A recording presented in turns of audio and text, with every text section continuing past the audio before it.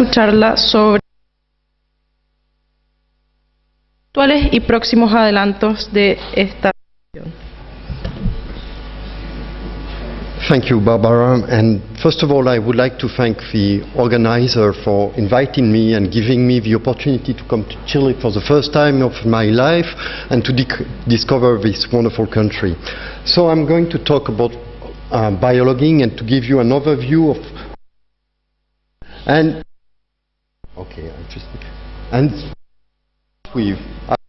I'm seabirds.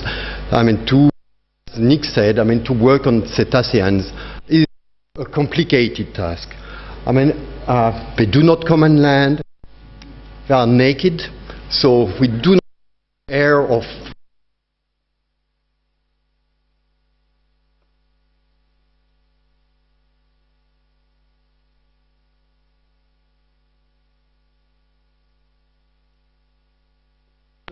because we are facing rough seas, sea ice conditions, remote conditions. Our field work is very far away. Despite these difficulties, and because researchers are resourceful and like challenges, many things have been achieved to address two main questions. And I would say about the two main questions that researchers have tried to address with biologging. The first one is, where do they go? And the second one is, what do they do? And as part of this presentation, I will present a brief overview of what is being done in these two main areas and to explore new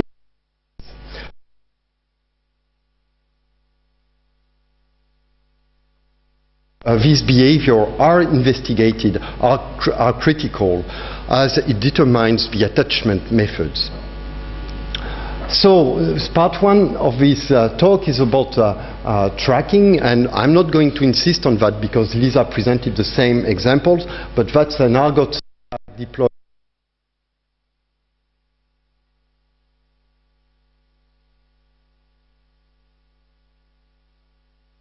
for that. Alex will talk more about that, but satellite tracking has also been developed heavily over the last decade on large baleen whales, and it is just of some tracks, early tracks, and more recent works, which was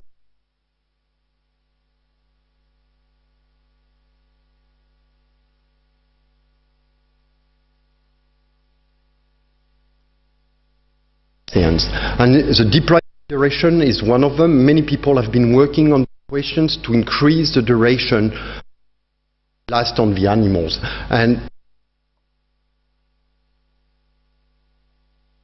many people have spent years and years working on these issues to increase the life duration of the tags from a few days to several months. And the issue is most of these tags, which is great information.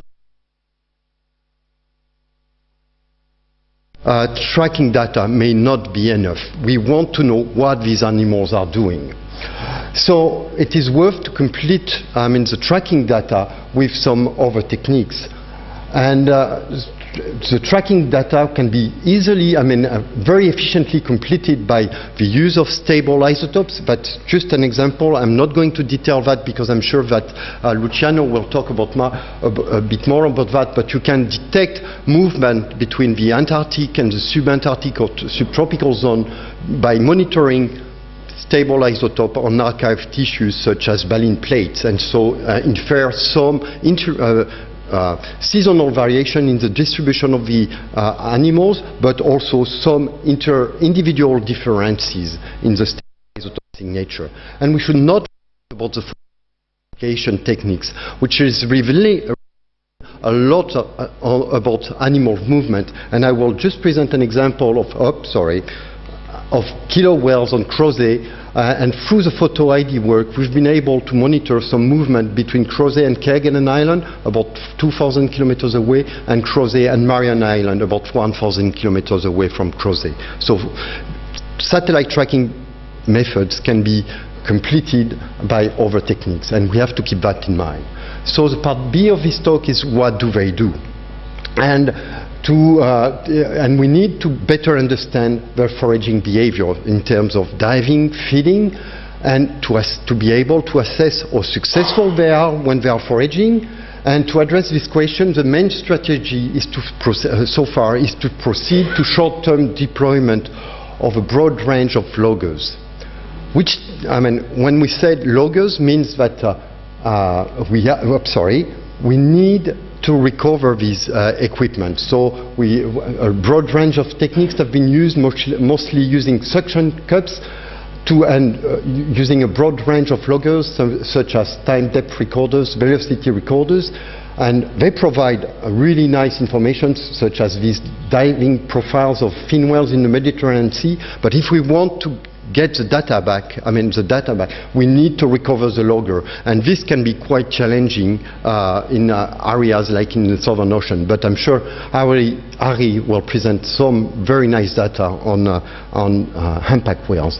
And there is a new generation of these loggers, such as the D-Tag developed by Peter Tayak and Mark Johnson, the Akuson developed by William Burgess, and these data loggers, collect a huge amount of information. They are equipped with pressure sensors, accelerometers, magnetometers, hydrophones, temperature, light sensors. And they provide, over a short period of time, the duration of the attachment, which lasts from hours to days, an incredible amount of data and very fine-scale information. And just to give you an example, from these data you are able to reconstruct the free dive tracks of the animals while underwater, and while the animal is diving you can also record the sounds produced by this animal, but also by the animal surrounding the whale equipped with the D-Tag or the Akuson. Another technique which has been used on large cetaceans is the use of cameras such as the CritoCam, and this camera can provide information about prey species, encounter rate, about the foraging behavior, such as the bubble netting used by humpback whales when foraging, and also some acoustic social behavior information. So that's nice, that's extremely nice, but we are restricted, as I said, to short-term deployment. And so we need to be able to get information over a longer period of time. And probably the only way to go will be to work on satellite data relayed tag or logger. And this already exists for small cetaceans, and Lisa presented some data this morning earlier on killer whales about the dive profiles or summary information about the diving behavior, but also about some environmental information such as the temperature profiles where the animal has been moving. And for the Southern Ocean, and I would say on cetaceans, Argos transmission is likely to remain the main transmission mode. In other locations, you can be using GSM, Iridium. This is very unlikely in the Southern Ocean because the coverage with GSM is non-existent, and with the Iridium can be working on species like seals hauling out, but it's unlikely to work on large whales spending only a few seconds at the surface to breathe. But this implies very strong restriction. This requires very short messages of information to be transmitted. But the advantage of the Argos system is that we have a very good coverage for the Southern Ocean.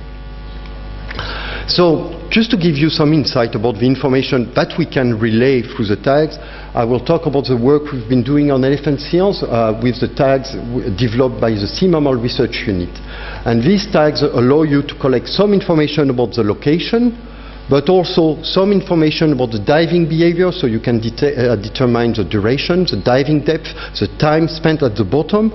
But even more interestingly, while the animal is diving, you can collect some environmental information, such as the temperature and salinity profiles. However, in a way to be able to retransmit this information, we have to reduce it. And so temperature profiles which can go down to 1,200 meters will be reduced to 12 or 18 points of temperature, salinity and pressure. So we have to reduce, so to process the data on board the tag in a way to be able to transmit that. And this is just an example of the kind of information you can collect. That's a track from an elephant seal from Kerguelen Island going to Antarctica and collecting temperature all along its track. So we need to work on onboard processing of the data, and we are facing the same challenges that we are now facing with pinnipeds, which but we cannot recapture because either they do not come back on land or they are too difficult to recapture, or because they die at sea. And we are interested in knowing why these animals are dying at sea and for which reason. So we need to be able to transmit some behavioral information. So behavioral tags are generally too big, and the volume of data collected is too large to be processed on board, both in terms of processing time and energy consumption to be transmitted via Argos. So it won't be possible, to have an Argos tag transmitting all the information. So we need to identify the relevant summary information that we need to transmit according to the scientific question we want to address. And that's only the researcher who is able to identify his research question and to define what is his priority according to this question. And many questions, and I'm now going to give you a personal point of view about what should be these satellite data relay tags. And for me, that will be what I'm calling the accelerometer priority, and I'm going to explain you why. Many questions relevant to the foraging ecology can be addressed by the use of accelerometers in combination to pressure data. From these accelerometers, we are able to estimate foraging effort, which is swimming effort, so we can determine flipper rates, so how costly it is to swim to the animal, how much effort that animal is putting on to find its prey. We can also infer some information about the foraging success, either prey-catch rate when we are working on seals, but for instance on the whales we can detect very easily the lunge and how many lunges the whale is performing. And even more interesting, we can assess the net foraging success by monitoring change of body condition through the foraging trip. How we do that? And I encourage you to go and to see the poster of Patrick Miller. The other thing about the accelerometers, which is nice, is that they are small and quite easy to integrate. And what makes that possible is that there are new fast Fourier transform methods which now allow inboard processing of the data rapidly and in efficient way.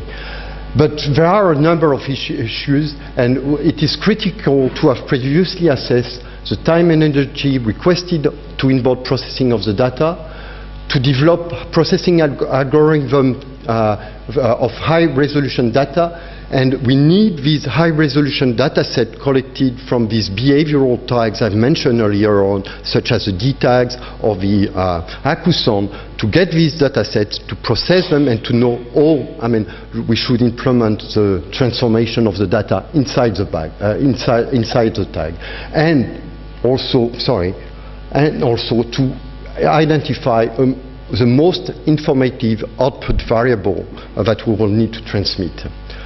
And this work has to be adjusted to the species, or at least to a group of species presenting the same characteristic. It's unlikely that the tags you will be using on a seal and the way you will process the data on a seal tag will be the same way you will process the data on a whale tag. And it is also difficult to control the accelerometer position on a tag deployed on the whales, and we need to implement correction methods.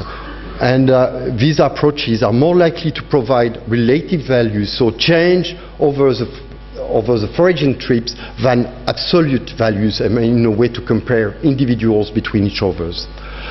And the last part of my talk is also a new way of thinking about how assess information about whales, and in fact by making seals allies in that search. And so I'm just presenting some data about the elephant seal tracks which were collected by different nations, and you can see that elephant seals are covering the whole Southern Ocean. So we know, and Kate will mention that later on, using fixed array hydrophone system, that we can identify different species of whales, such as the Antarctic blue whales or pygmy blue whales, according to their calls. And the idea will be to complete the array of fixed hydrophone by an array of mobile hydrophones. And we tested that this season by deploying 2 acousones on elephant seals. So these acousones, as I said earlier on, collect a broad range of information, but also you can collect by putting a satellite tag, satellite GPS tags. You've got some fine scale information about the track of the animal, but also about the environment the animal is visiting. And by putting an accelerometer on the head, you can also detect prey capture events by detecting the movement of the seals of the head or jaw associated with the prey catch events. And the beauty about elephant seals is that they do perform very special dives, which are drift dives. And during those drift dives, the animal let himself sink at a very, very slow speed. So we don't have any flow noises on the hydrophone during these periods. So I represented a track of 1 elephant seal, and all the red dot locate all the drift dives that we have been able to identify. And so you can see that, in fact, we have listening station all along the track of the animals, and during this listening station we can detect how many calls of whales and which kind of whales were around that elephant seals. And from the level of noise of the intensity of the call arriving to the hydrophone, you can assess the distance of the emitting whale. But also, and so the idea is really to use elephant seals as an array, a mobile array of acoustic samplers within the Southern Ocean in complement of the fixed hydrophones.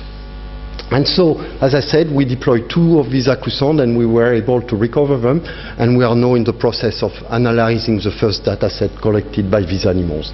But also we can assess the rate of acoustic encounter with predators such as killer whales, and evaluate if predation risk do vary according to the foraging location of these elephant seals. And also from these acoustic tags we can address oceanographic questions, I mean to estimate waves height and rainfall, but also some ecological questions which are relevant to the whales. The first one is more at the dive scale, is are elephant seals using acoustic cues to locate their prey, mainly myctophids, but at the track scales, are elephant seals using whale calls to locate productive areas within the ocean, and do they modify their track according to their rate of detection of cetaceans?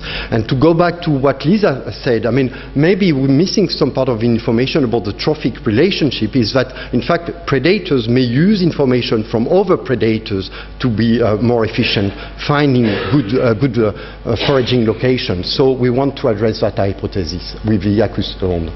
So to conclude, I would say that there is an absolute need, I mean, for collaborative efforts between cetacean researchers, signal processing researchers, tank designers and software developers to create this new generation of satellite-relayed data tags. We need to clearly identify the questions we want to address. I don't think we will find a generic tags addressing all the questions, so we have to define priorities. And as I said earlier on, development of signal processing may require to be adapted to the species or group of species level. And I think also it's very important to keep in mind that to to address this question, we need to implement multidisciplinary approaches. And I think, as I said, the story may emerge from the combination of biologging tools, but with some other tools, such as the use of stable isotope, photo identification, acoustics, and others. So thank you very much for your attention, and I will be happy to answer some questions later this afternoon, maybe. Okay, thank you.